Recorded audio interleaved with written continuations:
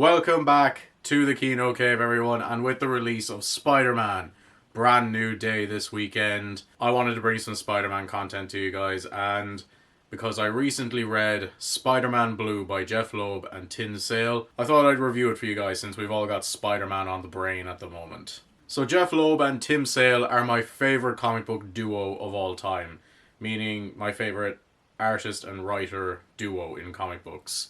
I love the Batman Long Halloween, it's a masterpiece. Batman Dark Victory is my favourite comic story of all time. And I also love Daredevil Yellow, and I really do want to read more of their stuff, both in Marvel, because I know that there's Hulk Grey and Captain America White and all that kind of thing. And I also want to read more of their stuff just in general. I think that they're an absolutely fantastic duo. Tim Sale, may he rest in peace.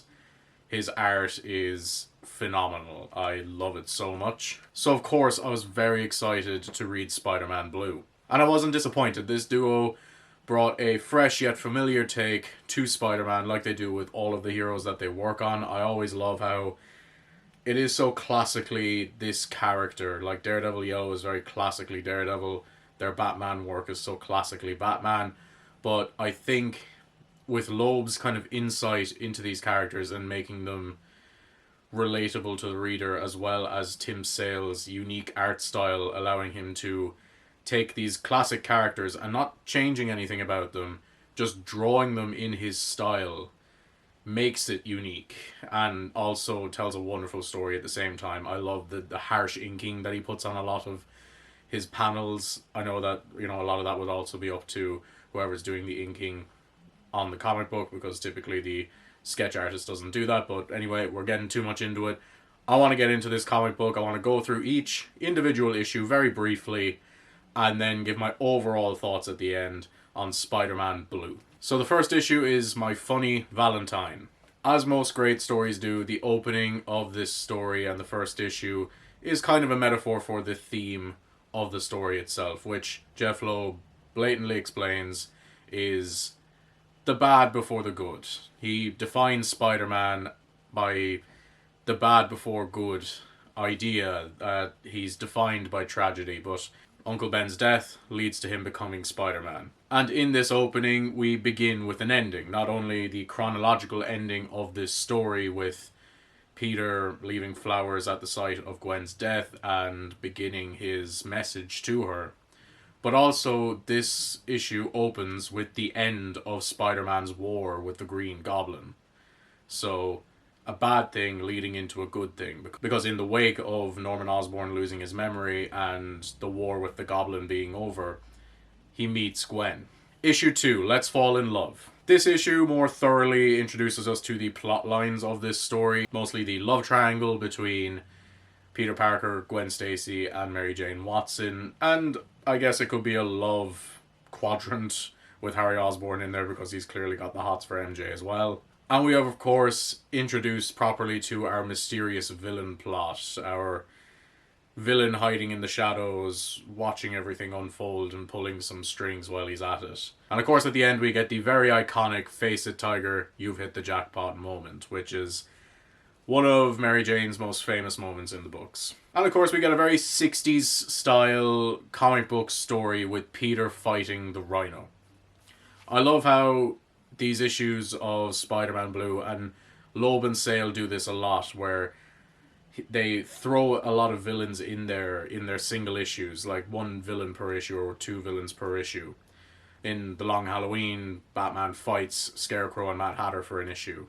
And in Daredevil Yellow, he fights the Owl and things like that. At least I think he was called the Owl. Loeb and Sale are really, really good at homaging the 1960s Marvel comic books and kind of the comic books of old, where each issue was its own little story, where a villain would show up, wreck some shit, and the hero swoops in and saves the day. Issue 3 is titled Anything Goes. So, as always, when Peter's connection with Gwen, MJ, Harry, even Flash Thompson starts to grow, Spider-Man has to come in and interrupt his life, as it always does. This is, the classic Spidey stories brought to life here. So as Peter's connection grows with his friends, the lizard attacks and Peter has to go and save him from himself, curing him and turning him back into Kirk Connors before his wife and child can see him in the lizard state. Classic Spidey story. Peter has to do the right thing, not even by punching the villain, but just by saving him from himself and fixing his life, all the while he's missing out on time with his friends and family. Issue 4 is called Autumn in New York. I think this issue perfectly captures Spidey's relatability and the reason why Spider-Man is such an incredible character. This isn't a new take, but of course it's his relatability that makes him such an incredible character. That's always been Lee and Ditko's idea for Spidey back since the 60s. So I find that this issue and the next issue as well really capture that, especially the relatability of life as a young 20-something, which I am at the moment. So I feel like this did hit me maybe a little late. A couple of years ago wouldn't have been so bad either. I'm not apologizing for making that reference.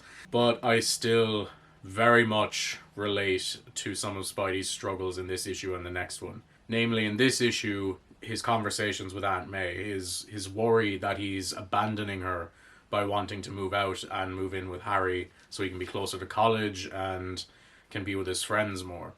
I totally relate to that idea of wanting to move on with your life and doing other things, but you can sometimes feel like you're abandoning the people who raised you by not being there for them when they need you. But that's something that Peter has to go through, and Aunt May kind of has to go through as well. Now that Peter's grown up, he has to go and live his own life. Issue 5 is called If I Had You. This is my personal favourite issue of the book. It gives me everything I want out of a Spidey story. We get the fan servicey stuff like Tim Sale's rendition of the Amazing Fantasy cover. I think that's a great bit of fan service. They even reference it being the Amazing Fantasy later on. And we also get a great moment of Peter as Spider-Man inspiring Flash Thompson to do something with his life and be a better person. He does that by joining the army, which opens up a whole can of worms that I won't get into now. But the point is, Spider-Man inspired Flash Thompson to want to do something good. And I think that's a really inspiring thing for the reader as well. Because I've fallen out with people in my life and have had to learn to let go of the resentment that I held on to for them. And I like that there's the inspiring story of Spider-Man talking to his childhood bully and actually inspiring him to do good and be better. And he makes Flash a better person by being the bigger person and not just tearing down Flash, which he could easily do. So I think it's a very inspiring thing to let go of the resentment that you had for someone, because that's in the past and it's over now, and people can always do better and be better people and be inspired to be better. I also definitely relate to Peter having to go be Spider-Man and walk out on Mary Jane and Gwen, or more have them walk out on him. And it annoys them, and they're frustrated with Peter because he has other responsibilities and they feel like they're being left out of his life. And all they want to do is be closer to him, but he has to keep pushing them away. And I definitely relate to that too. I've, had plenty of times where I have had other responsibilities and I've had to not meet up with friends, and that then leads to those friends falling out of my life. And again, I find that very inherently relatable when you don't mean to push people away or blow them off or abandon them, I guess, even though abandon feels like too dramatic a word. And then having them be frustrated and annoyed with you and even hurt by you, even though that's never your intention. And that's what being a young person is all about, juggling your responsibilities. And finally, issue 6 is called All of Me. Now, unfortunately, I found this one to be a tad weak. I think that the ending of this story is very rushed and attempts to wrap up too many plot lines in one neat bow. Like, we have to have Norman Osborn come back, and we have to literally introduce Kraven at the very end just to have him fight Spider-Man, and Spider-Man, fucking hell. And Spider-Man takes him out in like one page because we don't have the time to do a whole extra couple of issues with Craven and building up that character. He basically pops out at the end after Spider-Man's been tested by his other villains, and Spider-Man just has no time. Like, he has to, we gotta wrap this story up. We've only got one issue left. However, all of that pacing issues and stuff is all worth it, I think, for that very ending scene when it's years after Gwen's death and Peter is recording his message for her. And I think it shows the reader, and I definitely felt it anyway, that it showed me that just because you experience loss or pain or tragedy does not mean that that has to define you forever. Or even if it does, that doesn't mean that things can't be good again. It's the whole bad before good coming back into it as a theme.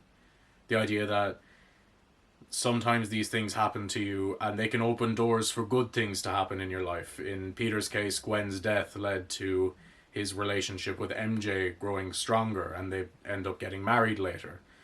And, you know, you can always go back to Uncle Ben's death. The amount of people that Spider-Man saved as a direct result of that tragedy. While, you know, my uncle never got shot in an alleyway, or my girlfriend never died falling off a bridge, I've experienced heartbreak and, you know, tragedy and all that kind of thing, and it's very easy to fall down that well of despair and let it take you over.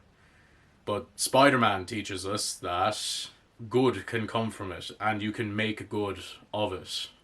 It doesn't have to keep you down in that dark place. You can come back to the light from that and become a better and stronger person out of it. And also, it's okay to sometimes still long for a time when a girl I knew with an incredible smile and so much good in her heart made me feel that life can be great.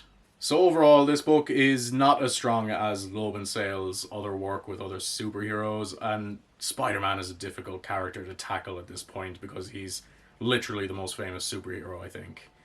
Judging by the amount of money that Brand New Day has already made, and it's not even out yet, I'm literally seeing it opening night tomorrow, in Ireland anyway, and most of the world is the same. It suffers from pacing issues and it's a little overstuffed with its plot lines, but I think the strength of this story, as is the strength with every great Spidey story, in my opinion, it's the focus on life as a young 20-something, or just life in general, but in this case it's life as a 20-something when you're with your friends and, you know, people are getting crushes on other people and starting to date and moving into the next chapter of their lives. This story is at its best when it keeps its focus. A group of young people living a love story with all the exciting highs and frustrating lows of that time in your life. And to me, that is what Spider-Man is all about. And if you disagree, that's fine. I don't really care about your opinion. Oh no, I do care about your opinions about Spider-Man, but just be nice, okay? So that was Spider-Man Blue. I hope you guys enjoyed this little comic book review, guys. I'm super excited to see Spider-Man Brand New Day. It looks great. It looks like the best MCU Spider-Man movie so far, and I am really hyped to go see it. And if you go to see it, let me know down below, what do you think of Spider-Man Brand New Day? And what did you think of my views on Spider-Man as a character and Spider-Man Blue as a comic book if you've read it? And has this review inspired you to go out and read it for yourself? I hope it has. Have a great day, everybody. I will see you at the movies.